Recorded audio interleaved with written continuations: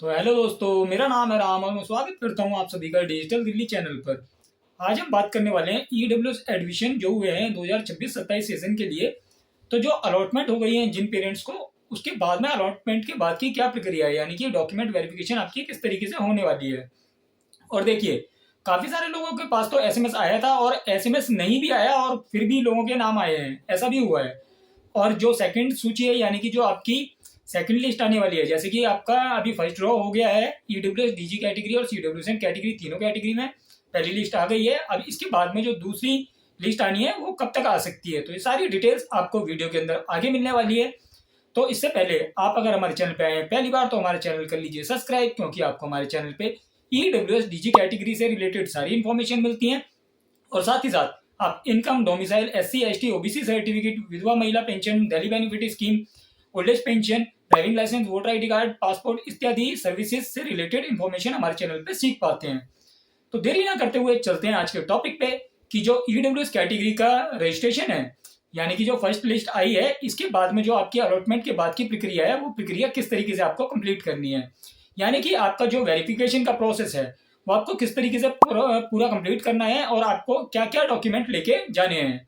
तो देखिए, जो वेरिफिकेशन प्रोसेस है वो आपके पास जो एसएमएस आया है, तो एसएमएस के अंदर आपको आपका जो जहाँ पे वेरिफिकेशन होनी है आपकी, यानी कि जैसे कि जोनल ऑफिस के अंदर वेरिफिकेशन होती है हमारे एरिया के अंदर, आपको कोई स्कूल अलॉट हुआ हो सकता है कि जिसके अंदर आपकी वेरिफिकेशन हो रही हो डॉक्यूमेंट की, तो आपको वहां पे जाना होगा। तो आपके पास मैसेज आया तो ठीक है, अगर मान लीजिए आपके पास मैसेज नहीं आया है, काफी लोगों का ऐसा भी हुआ है कि जिनके पास एसएमएस नहीं आया और उनके बच्चे का नाम अलॉट हो गया है।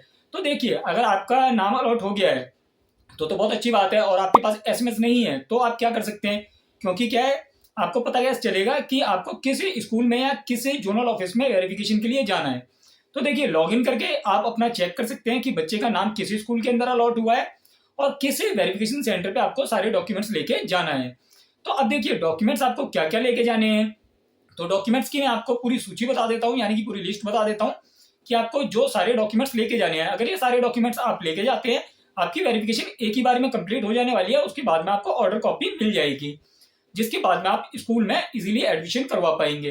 तो देखिए, आपको कुछ मिस्टेक्स नहीं करनी है, जो कि मिस्टेक काफी पेरेंट्स कर देते हैं, जिसके वजह से उन्हें बार बार चक्कर लगाना पड़ता है। तो देखिए, सबसे पहले आपके जो दस्तावेज हैं, यानी कि जो आपने रजिस्ट्रेशन फॉर्म भरा है ईडब्ल्यूएस डीजी या सीडब्ल्यूएसएन कैटेगरी से, आपने किसी भी कैटेगरी से जो रजिस्ट्रेशन फॉर्म फिल किया है, आपको वो कैटेगरी सर्टिफिकेट ले लेना है। जैसे मान लीजिए, दिल्ली के अंदर बहुत सारे लोग, ज्यादातर लोग ईडब्ल्यूएस कैटेगरी से फॉर्म फिल करते हैं। तो ईडब्ल्यूएस कैटेगरी में आपने या तो राशन कार्ड का इस्तेमाल किया होगा, जब आपने रजिस्ट्रेशन फॉर्म फिल किया होगा उस टाइम पे या तो आपने राशन कार्ड का इस्तेमाल किया होगा या फिर आपने अपना इनकम सर्टिफिकेट यूज किया होगा। तो देखिए, आपका जो इनकम सर्टिफिकेट है, उस इनकम सर्टिफिकेट की आपको 2 कॉपी करवा लेनी है, जो कि आपकी जोनल ऑफिस के अंदर सबमिट होने वाली है। तो आपका इनकम सर्टिफिकेट आपको 2 फोटो कॉपी करवा लेनी है और एक कलर कॉपी भी आपके पास रखनी है, क्योंकि क्या है, वहां पे आपके ओरिजिनल डॉक्यूमेंट्स भी देखे जा रहे हैं और साथ ही साथ आपसे 2 फोटोकॉपी के सेट्स भी लिए जा रहे हैं। तो ये तो हो गया आपका जो कैटेगरी डॉक्यूमेंटेशन है, कि जिस कैटेगरी से आपने फॉर्म फिल किया है। तो आपने यहाँ पे ईडब्ल्यूएस कैटेगरी से फॉर्म फिल किया है, तो आप अपना या तो राशन कार्ड यूज करेंगे या आप इनकम सर्टिफिकेट, जिस भी डॉक्यूमेंट के द्वारा आपने फॉर्म फिल किया था, वो सर्टिफिकेट आपको उसकी 2 कॉपी करवा लेनी है। अब बात आती है कि अगला डॉक्यूमेंट, देखिए, बच्चे का आपने एक एज प्रूफ भी देना होता है। तो आपने जब फॉर्म फिल किया होगा, रजिस्ट्रेशन किया होगा अपने बच्चे के लिए, वो नर्सरी क्लास के लिए हो सकता है या केजी या फर्स्ट क्लास, किसी भी क्लास के लिए किया हो और किसी भी कैटेगरी से किया हो, ईडब्ल्यूएस कैटेगरी से किया हो या डीजी कैटेगरी से किया हो या सीडब्ल्यूएसएन कैटेगरी से किया हो। तो देखिए, आपने जो एज प्रूफ सेलेक्ट किया होगा फॉर्म फिल करते समय, यानी कि रजिस्ट्रेशन के टाइम पे आपने जो ऑप्शन सेलेक्ट किया होगा कि आप क्या डॉक्यूमेंट प्रोवाइड करेंगे, यानी कि आप क्या दस्तावेज सबमिट करेंगे जब बच्चे का अलॉटमेंट हो जाएगा, तो आपको वो डॉक्यूमेंट देना होगा। तो उसमें आपको वहां पे 4 ऑप्शन देखने के लिए मिले थे जब रजिस्ट्रेशन फॉर्म फिल किया था। मैंने आपको सिखाया भी था, स्टेप बाय स्टेप पूरा फॉर्म फिलिंग सिखाई थी, किस तरीके से आपको रजिस्ट्रेशन फॉर्म फिल करना है। तो आपने वहां पे देखे होंगे, चारों ऑप्शन मैंने बताए भी थे कि आप चारों डॉक्यूमेंट में से कोई भी डॉक्यूमेंट यूज कर सकते हैं। तो देखिए, अगर आपके पास आपने बर्थ सर्टिफिकेट लगा के बच्चे का फॉर्म फिल किया है तो बहुत ही इजी है कि आप बर्थ सर्टिफिकेट की 2 फोटोकॉपीज करा लेंगे और ओरिजिनल सर्टिफिकेट भी आपको लेके जाना होगा। और देखिए, अगर आपने यहाँ पे बर्थ सर्टिफिकेट नहीं था आपके पास, आपने जैसे कि मान लीजिए आंगनवाड़ी का रिकॉर्ड से फॉर्म फिल किया, तो आपको आंगनवाड़ी का जो वैक्सीनेशन कार्ड होता है उसकी 2 कॉपी करानी होंगी और वैक्सीनेशन कार्ड ओरिजिनल भी आपको लेके जाना होगा। और देखिए, क्या होता है, जो आंगनवाड़ी रिकॉर्ड होता है तो आपका जो वैक्सीनेशन कार्ड होता है उस पर स्टैंप लगी होती है, तो आपको वो भी चेक कर लेना है कि आपका जो वैक्सीनेशन कार्ड है उसके ऊपर स्टैंप लगी हुई है या नहीं लगी हुई है। तो आपको उसके बाद में ही 2 कॉपीज करा के सबमिट कराना है। अब इसकी जगह अगर आपने ये भी नहीं यूज किया, आपने हॉस्पिटल रिकॉर्ड यूज किया है, तो आपको हॉस्पिटल के जो रिकॉर्ड होंगे, जो यानी कि डिस्चार्ज समरी होती है, वो पेपर्स होंगे, उन पे भी हॉस्पिटल की स्टैंप होती है, तो आपको उनके भी 2 फोटोकॉपीज करानी होंगी। तो अगर आपने हॉस्पिटल रिकॉर्ड यूज किया होगा तो ये चीजें हो गई आपकी।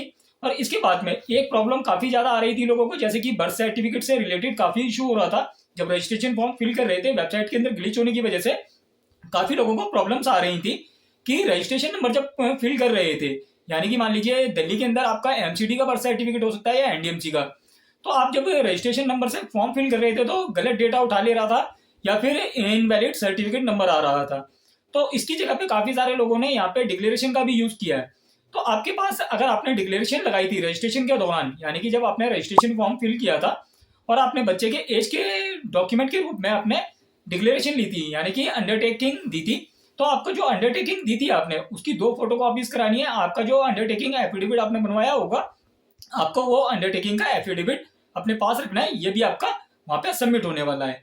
इसके बाद में देखिए, अब बचते हैं आधार कार्ड। तो देखिए आधार कार्ड इस साल क्या रखा गया, जैसे कि बच्चे का आधार कार्ड इस साल कंपलसरी रखा गया था कि बच्चे का जो आधार कार्ड है वो आपको नंबर फिल करना होगा। तो इस बार आपको बच्चे का आधार कार्ड भी सबमिट करना होगा, जो भी आपका वेरिफिकेशन सेंटर है।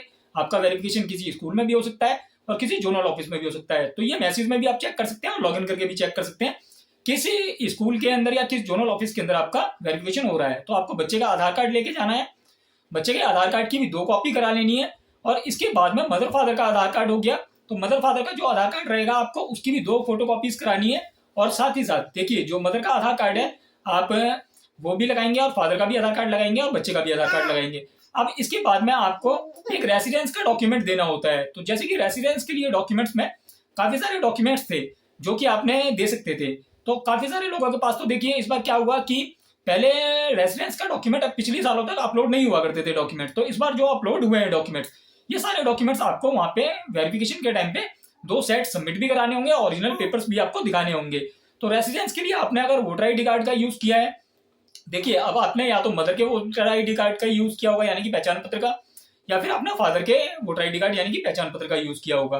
तो अगर आपने जो रेसिडेंस के लिए वोटर आईडी कार्ड का इस्तेमाल किया है, तो आप रेसिडेंस में वोटर आईडी कार्ड की 2 कॉपी कराएंगे और ओरिजिनल वोटर आईडी कार्ड भी आपको लेके जाना होगा।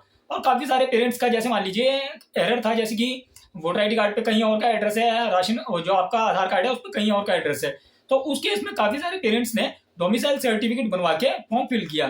तो देखिए अगर आपने डोमिसाइल सर्टिफिकेट लगा के फॉर्म फिल किया है, तो आपका जो डोमिसाइल सर्टिफिकेट है, तो डोमिसाइल सर्टिफिकेट आप उसकी 2 फोटो कॉपीज कराएंगे और जो डोमिसाइल सर्टिफिकेट है उसकी कलर कॉपी भी आपको आपके पास रखनी है। क्योंकि जब आप वेरिफिकेशन सेंटर में पहुंचेंगे तो आपसे 2 सेट वहां आपके सबमिट होने वाले हैं और ओरिजिनल आपके डॉक्यूमेंट सारे चेक किए जाएंगे।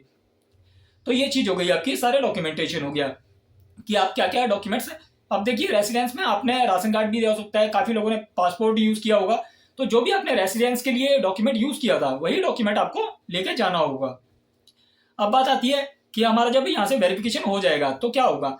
इसके बाद देखिए वेरिफिकेशन के लिए डॉक्यूमेंट तो ये सारे हो गए, आपको बच्चे की 2 फोटोग्राफ्स भी लेके जाने हैं पासपोर्ट साइज के।